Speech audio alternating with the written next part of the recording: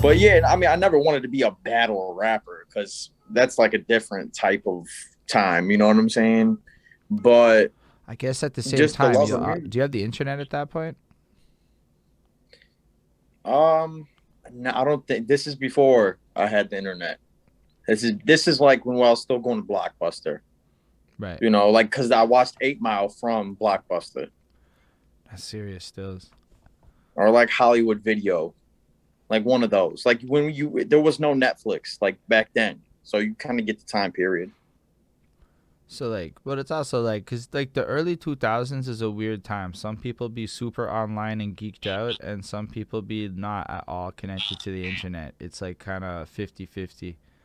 But Yeah, but even still, so you were like already interested in pursuing rhyming at that point then. it was. I mean, I was playing soccer a lot, but I always loved music. You know what I'm saying? I always loved hip hop in general. But then when I got into high school, I started, leaning towards music because I knew I wasn't gonna be professional soccer player. So I said, what else can I do? I always knew I was meant for something bigger than just like, a 9 to 5 or some shit like that. So I said, I'm gonna make music. And then man, I got so many stories about how I would get into studios and I wasn't knowing what the hell I was doing, at young age, Tell going to us more trap about that. houses. No, for real. Because you got to keep You in mind, said the first I come from first Montreal. studio, Most people here have yeah. no idea what the fuck it is to be trying to get into studios while you were in high school in St. Louis. Oh, well, let me tell you, it's an adventure. It's an adventure because what's actually ironic is so I was a sophomore in high school and it was me and my buddy and I was like, man, let's get in the studio, and I had like a learner's permit. I didn't even have my license. I would wait till my dad went to sleep and I would sneak and take his keys and I would actually take his strap too because the studio I was going to, yeah, listen, Is it bro, like open carry and stuff where you're at? Or St. Louis? well, it wasn't back then. It is now. But like back then you were allowed to have a gun or no gun. I was like No, but I 16, mean bro. like I in the was not allowed state, to have a like gun. cause like nobody can have guns here, Oh so yeah, like nobody has guns here. So it's weird to think about people with guns. But then I United States is realized, different. yo, everybody can. But then I learned about open carry, and I'm like, say a word. Depending on where you're at, it could get real different. Yeah, no doubt. So the studio that I was going to was in North City, North Side St. Louis, and it was bad neighborhood. You know what I'm saying? So I would go pick up my buddy. I would have the strap underneath the seat just in case something popped off because I was like, my dad's gonna. It wasn't for me. I was like, my dad's gonna kill me if somebody tries to rob me or steals the car. So I was like, I'm a fucking, you know what I'm saying? I was scared about my dad, not anybody trying to rob me. I was just trying to make music, bro. You know what I'm saying? So we would go to this trap house and there was a bunch of pit bulls and but it was like a legit studio, you know what I'm saying? Not like legit, but it was a good setup. And I didn't know what the hell I was doing. And he was waxing me on the prices. I never got any music out of it. Just the experience of recording and being like, oh, I'm making music, I'm making music. Well, as the years went on, well, that place, the police kicked that in. So that's why I stopped going there because, it wasn't no more over there. But as time went on, I would meet new people and then I actually got a car myself. So then I was like, all gas, no brakes. I'm going to do this music shit. I'm going to find studios and stuff. So I made it happen. I've been to so many studios. The problem is in St. Louis in particular, specifically with people that got studios, is they all bullshit. And, it's all about it's not like Atlanta. Atlanta, everybody's gonna help each other. They want you, they're gonna put you on. He's gonna put himself, St. Louis, they want to see you do good, but not better than them. And if that's not the case, they all hating. They all hating. No, fuck you. I'm better than you. I don't care about what you do. You know what I'm saying? I'm better than you, and I'm gonna write a diss track. Well, diss tracks in St. Louis equals to gun violence. Then you see all these rappers dropping like flies, 16, 17, 18.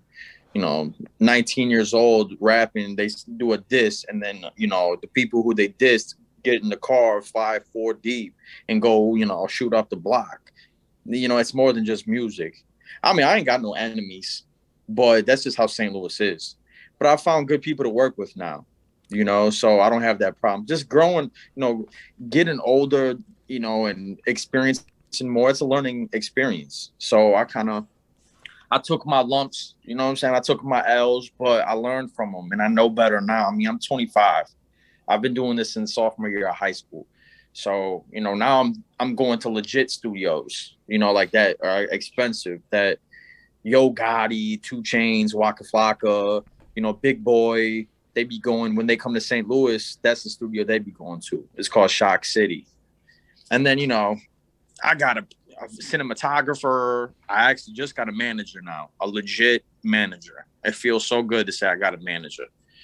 And just a lot of people around me that it's like pieces to the puzzle, and all the pieces are falling together. And it's about time because I'm 25. I ain't trying to be French Montana 37 and blow up. No, I hear you. I mean, I'll take it though. I'm 33, so I'll take that shit. 37 blow up? Fuck that. That sounds good now. But I ain't trying to be. I got energy now. I got the Nah, I hear stamina you. now. You know what I'm saying? You know what though, with the passion, I feel like you don't really lose it like you would think. Like No, never. you can lose it, and I know people do lose it. But since I didn't lose it, I'm pretty convinced people can keep it. Um, Well, I've seen some people that are really really dope, and they could have been something, but they just somewhere down the line they just lost that drive, the determination, the passion, and just like they gave it up. And it's sad to see though. It's mm, sad to see because it's like, man, you could have been that dude, and it's like you can't tell them because it's like, oh, it's not worth it. The industry's this, and you know, people just try and do that, and but if you're always looking at the negative, you're never gonna progress. so it's like, I guess for me, it's like with the internet, it's like wildly I'm ambitious with it because there's so much more potential. Like a guy I met in Pakistan 8 years ago, I went with work, just dropped a single. I'm like, bro, we should do a track. Like, you know what I mean? Like, you never fucking know with the internet what could fucking Yeah. happen. And I saw him doing his shit, and I'm like, say a word, or like just the idea that I'm talking to you. If this was just like local, or if this was even 10 years ago, the likelihood of being able to talk to a person from St. Louis is like a lot less viable. You would have had to have come to Well, Montreal for me to even be able to do something like that. should I come up to Montreal? Yeah, I got the plug on flights, bro. Southwest Airlines. I could fly anywhere Southwest. We could go to London. I mean, I don't know if I got the same plug, but like, I don't know, because I found flying out of Canada is way more expensive than everywhere. It is. Yeah, I mean, I don't know about everywhere, maybe, but I feel like we're not the best when it comes to the flying prices. However, Oh yeah. I don't know.